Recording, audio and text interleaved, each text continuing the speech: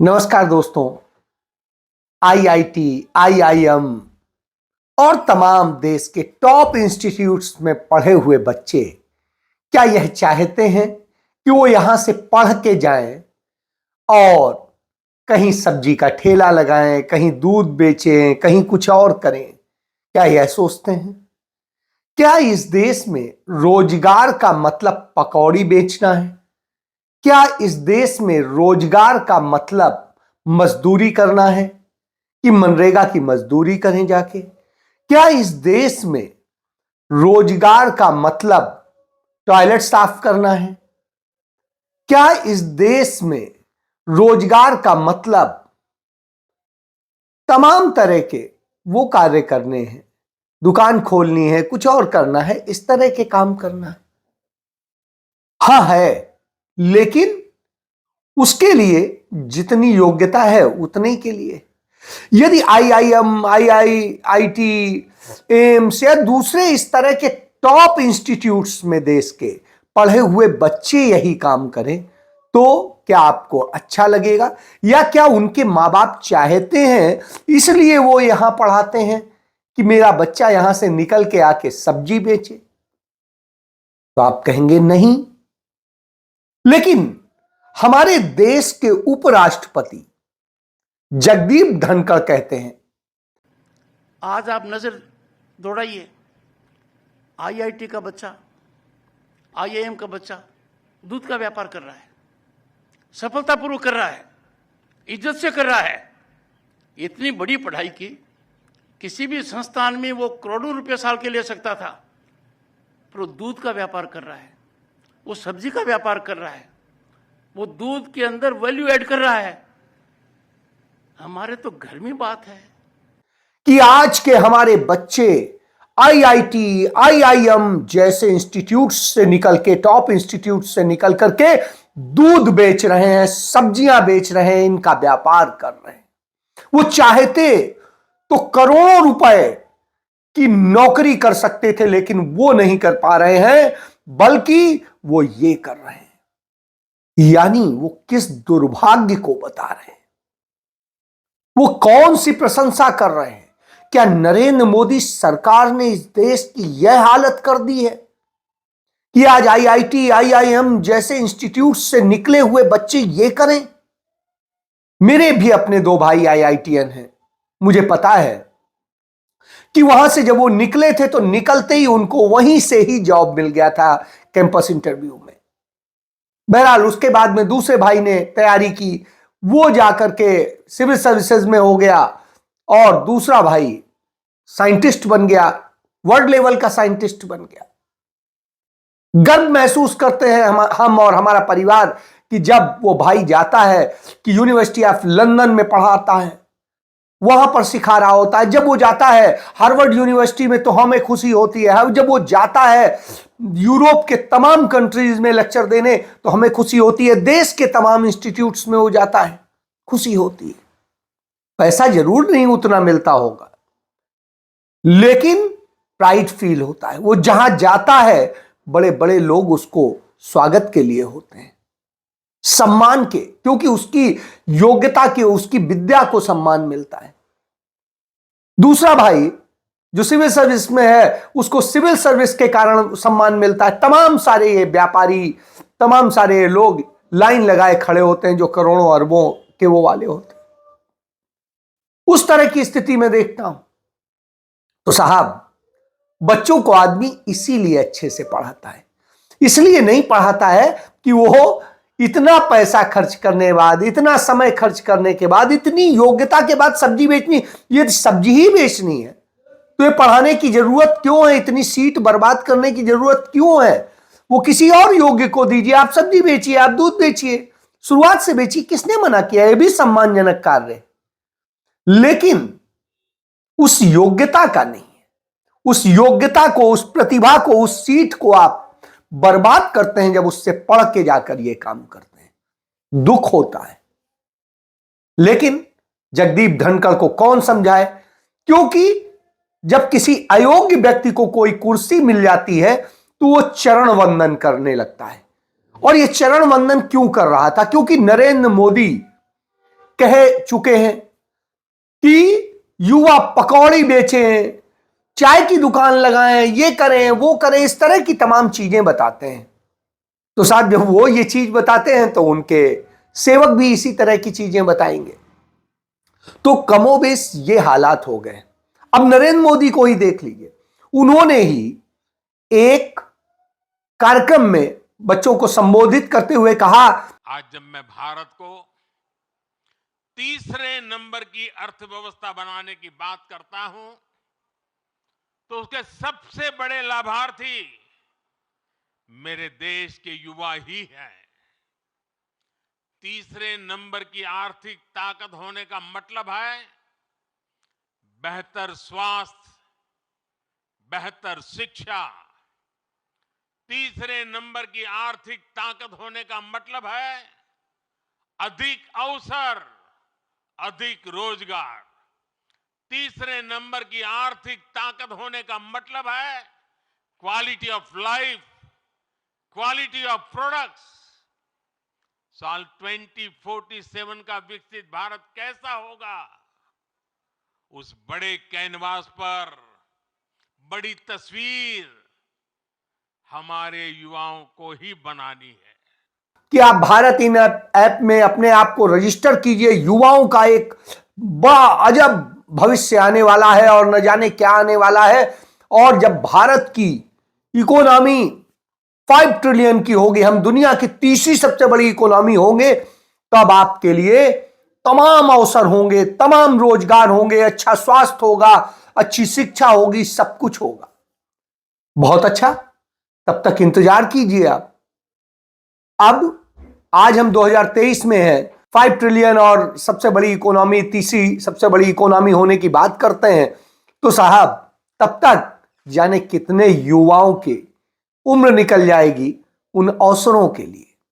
और आप पर यदि यकीन कर लें कि इतने महान अवसर आने वाले हैं, तो साहब 2014 में भी आपने यही वायदा किया था कि हर साल 2 करोड़ लोगों को आप रोजगार देंगे और उन्हें इस योग्य बनाएंगे।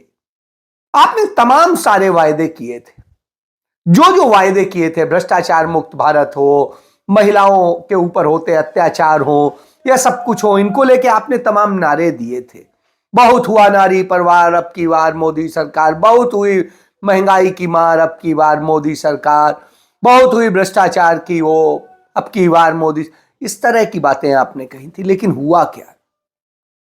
काला धन से लेके सब कुछ वायदे किए थे, लेकिन हुआ ये कि न रोजगार मिले। 2 करोड़ रोजगार की आप बात कहते थे हर साल, स्थिति यह है कि टोटल 7.5 लाख रोजगार आप दे सके, नौकरियां दे सके, और जो 7.5 लाख आपने नौकरियां दी उनमें भी आधी कॉन्ट्रैक्ट पर दी। आप समझिए, कॉन्ट्रैक्ट पे सैनिक हो गए, कॉन्ट्रैक्ट पे तमाम सारी चीजें हो गई, कॉन्ट्रैक्ट पे आईएएस ऑफिसर्स की पोस्ट पर बैठने वाले अफसर हो गए। यह दशा आपने कर दी। इसके बाद आइए आपने कहा नारी परवार, और नारी की स्थिति क्या हुई? सबसे ज्यादा नारी पर, महिलाओं पर होने वाले अत्याचार बढ़ गए, उनके प्रति अपराध बढ़ गए और बलात्कार बढ़ गए, गैंगरेप बढ़ गए। यह हालत हो गई। आपने भ्रष्टाचार की बात की। भ्रष्टाचार के इंडेक्स में पूरी दुनिया का यदि हम इंडेक्स ही देख लें तो भारत बहुत ज्यादा भ्रष्ट राष्ट्र बन गया है।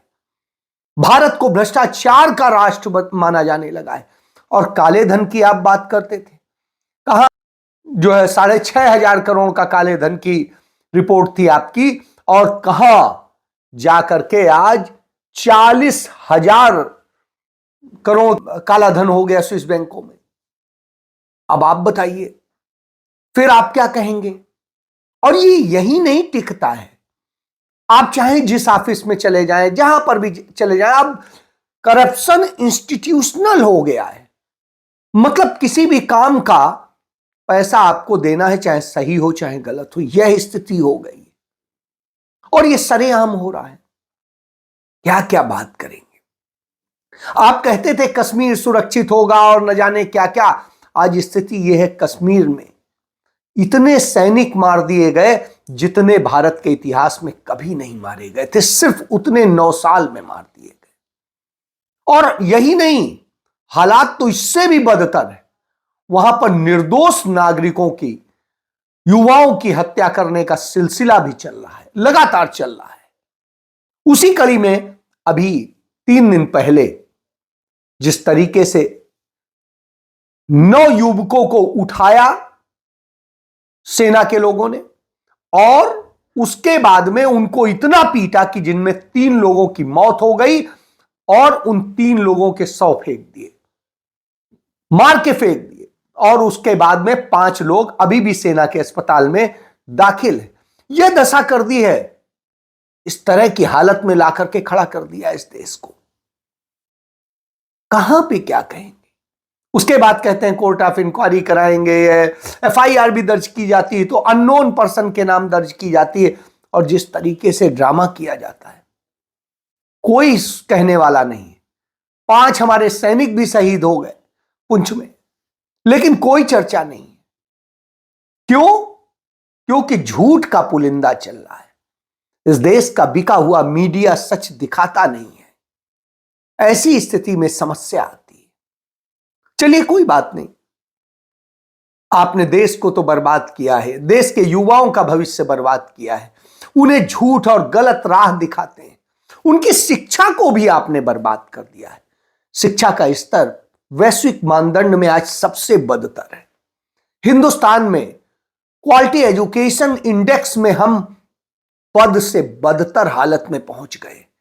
आज जो शिक्षा दी जा रही है वो पता नहीं कौन सा ज्ञान दिया जा रहा है, और यही अंतर कर देता है, इसी जगह आपको खड़ा कर देता है। झूठ बोलने की तो आप में पराकाष्ठा है। अब आपने क्रिसमस के दिन जब ईसाई समुदाय के लोगों को संबोधित किया तो वहां पर क्या कहा? क्रिश्चियन कम्युनिटी के साथ तो मेरा संबंध कोई नया नहीं है, बहुत पुराना बड़ा आत्मीय नाता रहा है और बड़े वार्म रिलेशंस रहे हैं। मेरा तो ईसाई समुदाय से बड़ा पुराना, बड़ा प्रेमपूर्ण आत्मीय रिश्ता है और बहुत पुराना रिश्ता है। हर एक से आप रिश्ता जोड़ लेते हैं, बड़ी अच्छी बात है, रिश्ता जोड़िए। तो रिश्ता क्या है आपका? रिश्ता यह है कि ऑस्ट्रेलियन पादरी थे, उनकी हत्या करने वाले आपके लोग थे उड़ीसा में।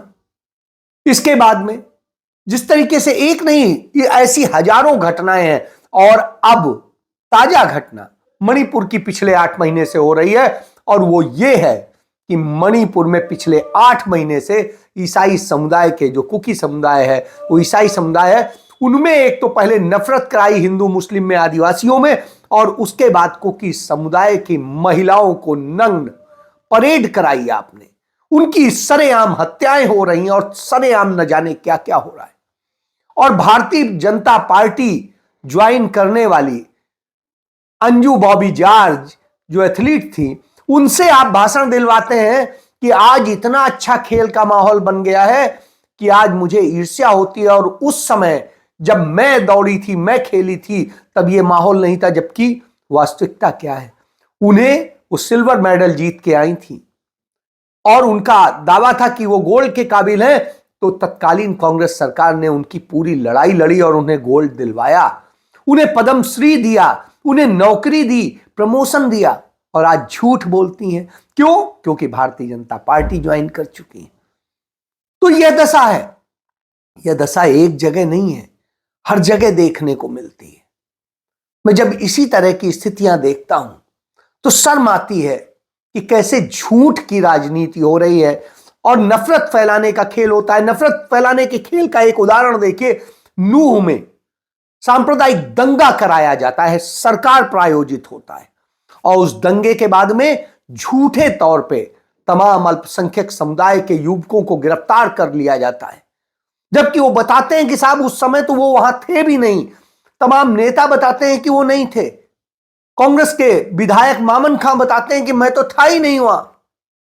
लेकिन नहीं, अब सबको जमानतें मिलती हैं और कोर्ट ये कहती है कि ऐसा कोई सबूत आप चार्जशीट में नहीं पेश कर सके जिससे यह कहा जा सके कि ये लोग घटना स्थल पे भी थे। या इनकी कहीं कोई तस्वीर है, या कहीं कोई सीसीटीवी फुटेज है, या इनकी मोबाइल लोकेशन है, कहीं पर भी कोई चीज सबूत नहीं है। तो इस तरह आप झूठ फंसाते हैं, नफरत फैलाते हैं। चूंकि मुस्लिम समुदाय आज लड़ने की स्थिति में नहीं है, आपको जवाब देने की स्थिति में नहीं है, वो असहाय पाता है, उस स्थिति में आप यह करते हैं। कहीं ईसाइयों पर हमला, कहीं मुस्लिम्स पे हमला, कहीं किसी पे हमला, इस तरह की नफरत फैलाते हैं। यही वजह है कि राहुल गांधी एक नई राजनीति की बात करते हैं, उस राजनीति की बात करते हैं जो पंडित नेहरू और गांधी करते थे। वो हार्वर्ड यूनिवर्सिटी के स्टूडेंट्स को संबोधित कर रहे थे और वहां बता रहे थे, From 2004 to last year, I've been in politics 20 years. But in my entire political life, I never used the word love. It was like, I was like, wait, that's strange. I'll say to my mother, I love you. I'll say to my friends, I love you. I use it quite liberally. But for the people I work, I don't use it. And it was shocking. It just suddenly struck me one day, I was like, why the hell is that happening? And then so I started to use this word in that walk, right? If I meet somebody, I say, I love you. Now it seems bizarre, right? You're like, what the hell is this? Point I'm making is that how I start the conversation is up to me. And bringing love into the idea of politics, it's given me more benefit in 1 year than it's given me in 20 years. Right? Now, taking some of these ideas to hardcore political fighters, it's not easy. What you can do is you can infuse it into the organization. But forcing a guy to listen when he's not interested, it's a waste of time. But I think in India, our freedom struggle was that. We're the only country in the world that had a freedom struggle where we didn't kill anyone. And we invited the British to our Independence Day, right? You have to not be bothered about giving up space. But we're trying to in our own way. We've got setups in our party. They're called the crazy guys. But we've got a setup in our party that does this. This difference between power and force is something that you guys should think about. राजनीति का मतलब प्रेम है, प्रेम से राजनीति है और राजनीति में प्रेम है। यदि इससे की जाए, हर व्यक्ति को सुना जाए, उसके दर्द को समझा जाए, उसके लिए कुछ करने की भावना हो, तो बहुत कुछ हो सकता है और मुझे लगता है सारी समस्याओं का हल निकल सकता है। हम सब अलग नहीं हैं, अलग अलग संस्कृतियां हो सकती हैं, भेद हो सकते हैं, लेकिन हम इस देश के हैं और इस देश में एक साथ रह सकते हैं और रहते आए हैं। ये नफरत का खेल अंग्रेजों ने जो शुरू किया था, उसे ही इन्होंने अपनाया है। क्यों अपनाया है? क्योंकि अंग्रेजों की मुखबिरी करते थे और उनकी सेवा करते करते वही नफरत सीख सके। तो यह हालत है। झूठ बोलना इनका धंधा है। झूठ बोल करके किस तरीके से करते हैं। आज देश की समस्या यह नहीं है। देश की समस्या यह है कि इस देश के युवाओं को यदि रोजगार दिया जाए तो वो अपना 7.5 घंटा जो रोजाना मोबाइल के जरिए या अन्य जरिए से सोशल मीडिया पे खर्च करते हैं, वो किसी क्वालिटी वर्क के लिए खर्च करेंगे। उससे देश भी बनेगा, वो भी बनेंगे, उनके परिवार भी बनेंगे, भविष्य भी बनेगा। लेकिन जब उन्हें कुछ नहीं मिलेगा तो क्या करेंगे? तो यह स्थिति कर दी है। तो इसलिए सबसे पहले रोजगार की जरूरत है और जब रोजगार होगा तो 81 करोड़ लोगों को जो मुफ्त का अनाज देने की स्थिति है वो नहीं आएगी, वो खत्म हो जाएगी और हर कोई अपने सम्मान के साथ जिएगा, अपने सम्मान के साथ खाएगा, पिएगा, रहेगा। हर व्यक्ति को उसकी योग्यता के अनुसार जॉब मिलने की जरूरत है, रोजगार मिलने की जरूरत है, ना कि IIT IIM करके वो सब्जी बेचे, दूध बेचे, दाल बेचे, चाय बेचे, पकौड़ी बेचे। तो इस तरह की स्थिति बनानी होगी। इसके लिए सरकार को नीतियां बनानी होती हैं, सरकार को करना होता है। पूंजीवाद को बढ़ावा देने की बजाय छोटे उद्योगों को, धंधों को बढ़ावा देना है। जो MSME सेक्टर बर्बाद हो रहा है, हर साल 12,000 से अधिक जो है यूनिट्स बंद हो रही हैं और लगातार कभी 12,000 से 15,000 यूनिट साल में बंद हो रही हैं। और इस स्थिति में वो सबसे ज्यादा रोजगार देने वाला और सम्मान के साथ आदमी अपना खा पी सकता है, रह सकता है, कर सकता है, उसको खत्म कर रहे हैं। वो तकलीफ दे। इन सब के लिए काम करने की जरूरत है। जब राहुल गांधी आईना दिखाते हैं तो दर्द होता है पूरी भारतीय जनता पार्टी को, सबको, क्योंकि झूठ और नफरत की राजनीति करने वालों को मोहब्बत की और सच की राजनीति पसंद नहीं आती है। यही वजह है कि ये हालात पैदा हो गए। आज देश को बचाना है, देश को आगे बढ़ाना है। अपने बच्चों का यदि आप भविष्य देखते हैं, नहीं चाहते हैं कि वो सब्जी बेचने वाला बने या दूध बेचने वाला बने, तो आपको अपने बच्चों को अच्छी शिक्षा के साथ में अच्छी सोच डेवलप करनी होगी। राम मंदिर के सामने जाकर के भीख मांगने वाला नहीं बनाना होगा, बल्कि वो जाए, उसकी क्षमता ये हो कि वो राम के ऊपर चढ़ा के आए, इस तरह की स्थिति हो। तो यह है राम राज्य। यह नहीं होता है कि बेटियों की आबरू सबसे ज्यादा हिंदुस्तान में लूटी जा रही है, सबसे ज्यादा भ्रष्टाचार हो रहा है, सब कुछ बढ़ गया है। उसके बाद में जो जुमले दिए जाते हैं वो लगातार बढ़ते रहते हैं। आजकल विकसित भारत संकल्प यात्राएं का एक ड्रामा चल रहा है कि 1947 में जब देश आजाद हुआ था, उसके सापेक्ष 2047 में हम विकसित संकल्प भारत बनाएंगे, इसका संकल्प। अरे साहब, पहले आप बना तो लीजिए। हालत ये आपने कर दी है कि 1947 से लेकर 2014 तक भारत देश पर कर्ज 55 लाख करोड़ से भी कम का था, और आज हालात ये हो गए हैं कि 205 लाख करोड़ से ज्यादा का कर्ज भारत के लोगों पर, भारत देश पर हो गया है। तो आपकी जीडीपी जितनी है उससे बहुत ज्यादा आज कर्ज हो गया है। और कहां यह स्थितियां होती थी, और उसके बूते आप कहते हैं ये, यानी 3 ट्रिलियन की टोटल इकोनॉमी में 2 लाख करोड़ से अधिक का कर्ज, और वो अब ये फाइनेंशियल सिस्टम खत्म होते होते आकर के 2.5 लाख करोड़ का कर्ज हो जाएगा। यानी जो बच्चा पेट में पल रहा है वो 1.5 लाख रुपए का कर्ज लेकर के पैदा होगा।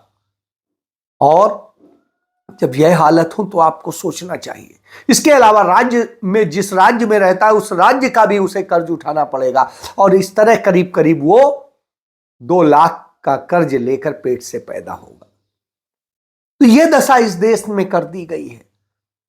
तो 5 ट्रिलियन की जो आप 2028 में बात करते हैं, बिल्कुल हो जाएगी, कर्ज के बूते हो जाएगी, क्योंकि कर्ज तब तक 5 लाख करोड़ के पार कर जाएगा। संकल्प लेते हैं, विकसित भारत का संकल्प लेते हैं, तीसरी सबसे बड़ी अर्थव्यवस्था की बात करते हैं, और जब इस कर्ज में डूबा होगा तो आपको खाक रोजगार देगा, सिर्फ कत्लेआम कराएगा। राम राम जपना, पराया माल अपना वाला ही मंत्र आपको अपनाना पड़ेगा। तो फैसला आपका है कि आपको ठग चोर बनना है, सब्जी बेचनी है, दूध बेचना है, या आपको एक सम्मानित स्तर पे जॉब करनी है, एक स्थान बनाना है, सम्मान के साथ रहना है। फैसला आपका है। जय